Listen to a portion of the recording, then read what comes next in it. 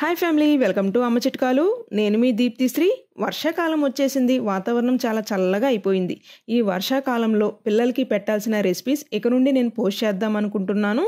ఈ రెసిపీ పిల్లలు తింటే బాడీ వార్మ్ అవుతుంది, పిల్లలు వెయిట్ గెయిన్ కూడా అవుతారు. సింపుల్గా ప్రిపేర్ చేసుకోవచ్చు. 8 నెలల పిల్లల నుండి 5 సంవత్సరాల పిల్లల వరకు ఈ రెసిపీని పెట్టొచ్చు.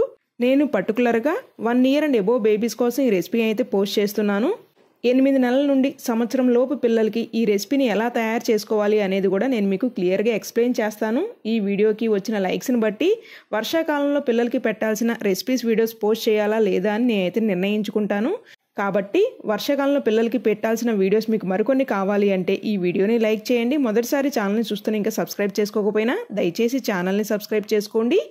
ఈ రెసిపీ కోసం 3 tablespoons కాబూలీ శనగల్ని 6 to 8 hours పాటు నానపెట్టుకోవాలి.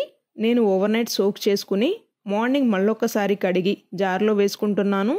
సన్నగా కట్ చేసుకున్న 1 teaspoon అల్లం, వెల్లుల్లి ముక్కలు, హాఫ్ స్లైస్ కట్ చేసుకున్న ఉల్లిపాయ, టమాటో ముక్కలు, కరివేపాకు రెమ్మలను కూడా వేసుకుని పేస్ట్ లాగా గ్రైండ్ అవటానికి కొద్దిగా నీళ్ళని పోసుకుని 1/4 tablespoon జీరాని కూడా వేసి ఫైన్గా గ్రైండ్ చేసుకుని పక్కన పెట్టుకుందాం.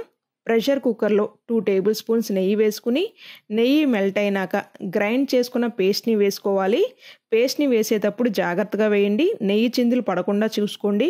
1 నిమిషం పాటు లైట్గా వేగనిచ్చి శుభ్రంగా కట్ చేసుకున్న పాలకూరని వేసి 3 tablespoons వాష్ చేసుకున్న రైస్ని కూడా వేసి మొత్తం కలిసేలాగా కలుపుకొని 300 నుండి 400 ml వరకు నీళ్ళను పోసుకుని సంవత్సరం పైబడిన పిల్లలకి అయితే చిటికెడు ఉప్పు, చిటికెడు పసుపును కూడా వేసి మొత్తం కలిసేలాగా కలుపుకొని 4 to 5 whistles వచ్చేంత వరకు కుక్ చేసుకుని పెప్పర్ పౌడర్ని కూడా లైట్గా వేసి మొత్తం ఒకసారి కలిసేలాగా కలుపుకోండి.